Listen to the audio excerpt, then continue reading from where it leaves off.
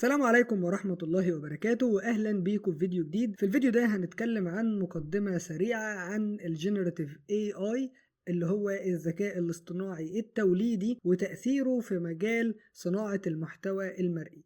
طبعا ال AI بشكل عام عامل تأثير كبير جدا وثورة في كل المجالات وبيغير شكل الحياة اللي احنا نعرفها، ولكن أنا في الفيديو ده هتكلم عن تأثير الجينيراتيف AI في مجال محدد وهو مجال صناعة المحتوى المرئي أو الفيديوهات. خلينا في البداية نشوف تعريف مبسط جدا عن الجينيراتيف AI. الذكاء الاصطناعي التوليدي أو الجينيراتيف AI هو نوع من أنواع الذكاء الاصطناعي، نوع قادر على إنشاء محتوى جديد بأنواع مختلفة زي الصور والفيديوهات والنصوص والأصوات، وبيعتمد على تحليل البيانات والتعلم العميق عشان يقدر يصنع محتوى مبتكر بناء على الأمر اللي انت اديتهوله. يعني ايه الكلام ده؟ يعني ببساطة الذكاء الاصطناعي التوليدي بيشتغل عن طريق انك بتديله أمر معين أو برومبت، وهو بيفهم الأمر ده وبيطلع لك اوتبوت أو نتيجة بناء على طلبك.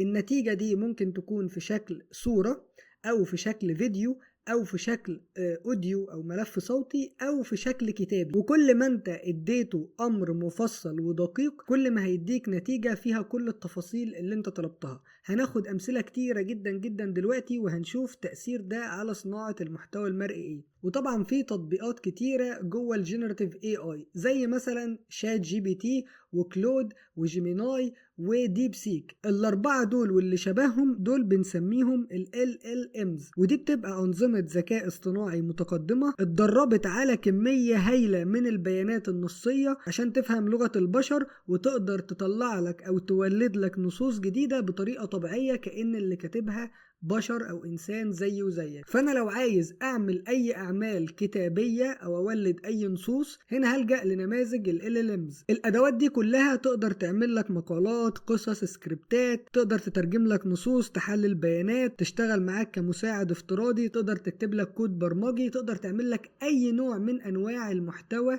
الكتابي اللي بيعتمد على النصوص. نفس الكلام لو أنا عايز أعمل صورة أو فيديو أو صوت أروح للمواقع أو الأدوات المخصصة في كده. فاحنا هنا نقدر نشبه الجينيراتيف AI تولز أدوات الذكاء الاصطناعي التوليدي بفريق عمل كامل أصبح تحت إيدك. كل واحد في الفريق ده عنده خبرة كبيرة جدا وشاطر جدا جدا في مجاله. ففريق العمل اللي أصبح تحت إيدك دلوقتي قادر إنه يصنع لك فيديوهات احترافية جدا. المهم أنت تكون بتعرف إزاي تستخدمه وبتعرف إزاي تكلمه، وده ما يسمى بالبرومبت انجينيرنج. وبرضه خلال الكورس هنعرف إزاي نكلم الأدوات دي ونتعامل معاها ونطلب منها الحاجات اللي احنا عايزينها. فباختصار فهمك الصحيح للجينيراتيف AI تولز والتعامل بتاعك مع الأدوات دي بشكل احترافي هيحولك لوان مان شو، يعني هيخليك شخص قادر على صنع فيديوهات كاملة من الصفر. الفيديوهات دي زمان كانت بتحتاج فريق عمل كامل، دلوقتي انت لوحدك قادر تقوم بكل المراحل دي في وقت قياسي جدا. طيب تعالوا نشوف تأثير الجينيراتيف AI على صناع المحتوى. سواء كنت صانع محتوى عندك خبرة كبيرة أو حتى أنت شخص لسه مبتدئ تماما وعايز تدخل في مجال صناعة المحتوى المرئي. خلينا أتكلم عن نفسي كصانع محتوى وإزاي الجينيراتيف AI أثرت في شغلي في المجال ده. زمان قبل ظهور الجينيراتيف AI لو أنا كنت عايز أعمل فيديو 3D وفيه شخصيات كرتونية والشخصيات دي بتتحرك بحركة معينة كان من الصعب جدا إن أنا أقدر أعمل حتى مشهد واحد بس. ليه؟ لأني عشان كنت أعمل مشهد واحد زي كده فيه شخصيات كرتونية وبتتحرك بالحركة اللي أنا عايزها كنت أحتاج أتعلم مجال زي الموشن جرافيك، وده مجال صعب جدا وبياخد وقت طويل جدا عشان أتعلمه وفيه برامج معقدة. أو كنت هلجأ لشخص شاطر في الموشن جرافيك وأقول له صمم لي المشهد أو القصة اللي أنا عايز أعمل عنها فيديو دي، وده كان هيكلفني ميزانية كبيرة لو أنا هعمل عدد كبير من الفيديوهات. ولكن بعد ظهور الجينيراتيف AI أصبحت قادر على صنع المحتوى ده بكل سهولة ولوحدي بدون الحاجة لأي شخص تاني أو إن أتعلم مجالات صعبة. بل بالعكس أنا عملت قناة كاملة في مجال صعب زي تعلم اللغة الإنجليزية اللي هي القناة اللي قدامكم دلوقتي دي، وقدمت فيها محتوى كرتوني وبعلم الناس اللغة الإنجليزية عن طريق القصص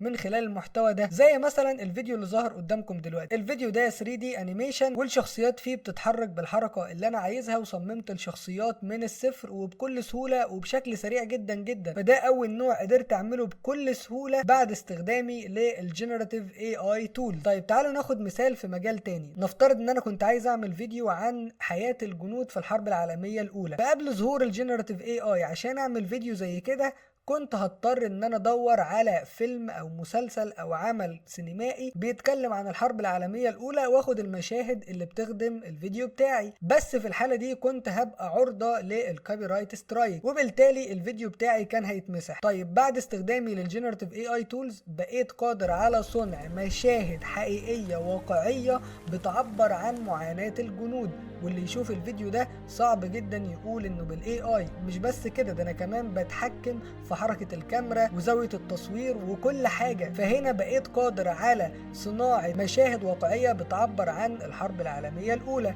طيب بلاش ده، تعالى ناخد مثال تاني. نفترض ان انا كنت عايز اعبر عن فكرة خيالية بتقول ان جنكيز خان بيتحول لذئب بشري اثناء الحروب. طيب عشان انا كنت اعمل فكرة زي كده كانت صعب جدا وما كنتش هعرف اعملها ومش عارف اصلا ايه التولز اللي انا استخدمها، ولكن بعد استخدامي للجنراتيف AI تولز بقيت قادر ان اعمل المشهد ده واعبر عن الفكرة المجنونة الخيالية دي بكل سهولة. طيب تعالوا ناخد مثال اصعب من كده شوية، ونفترض ان احنا عايزين نعمل اعلانات للبراندات الكبيرة وتكون شبه الاعلانات اللي بتظهر في التلفزيون. فانا عملت اعلان كامل بالذكاء الاصطناعي لبراند كبير زي حلواني العبد. تعالوا نشوفه مع بعض. كل الأدلة بتقول إن في حاجة غريبة بتحصل هناك، محدش بيدخل المكان ده ويخرج زي ما دخل.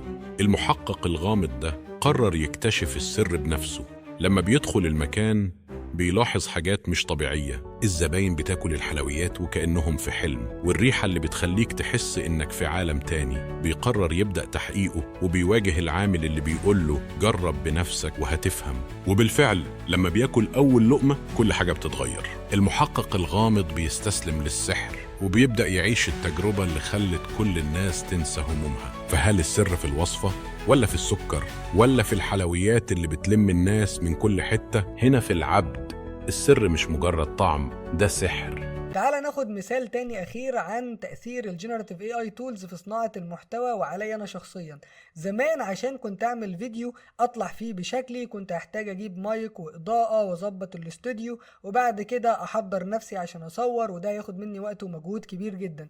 دلوقتي أنا عملت استنساخ لشخصيتي بالكامل والشكل بالكامل، وعملت استنساخ لصوتي، وبقيت قادر إن أنا أعمل محتوى بشكلي وبصوتي بدون ما أصور وبدون ما أشتري كاميرا أو معدات غالية. فكل الأمثلة اللي فاتت دي بتوريك قد إيه تأثير الجنراتيف AI تولز في حياة صانع المحتوى العادي، الشخص العادي جدا. فأصبح بإمكان كل واحد مننا حابب يبدأ في صناعة المحتوى وكان عنده عوائق كتيرة بتعطله ان يبدأ في المجال ده ويعبر عن افكاره وينشر محتوى في المجال اللي هو اختاره، كل العوائق دي اتشالت، ودلوقتي كل واحد مننا قادر ان يقوم بشغل فريق كامل وفي وقت قصير جدا جدا وبجودة عالية قوي زي ما شفنا مع بعض. فاتمنى يكون الدرس ده عرفك نظرة سريعة على الجنراتيف AI وقد ايه أثر في مجال صناعة المحتوى المرئي وسهل عملية صناعة المحتوى على كل الناس. في الفيديوهات الجاية هنتكلم بالتفصيل عن ازاي نقدر ندخل المجال ده ونتأسس فيه صح، وازاي نستخدم كل الأدوات دي بشكل مثالي يخدم الفكرة اللي احنا عايزين نحولها لفيديو.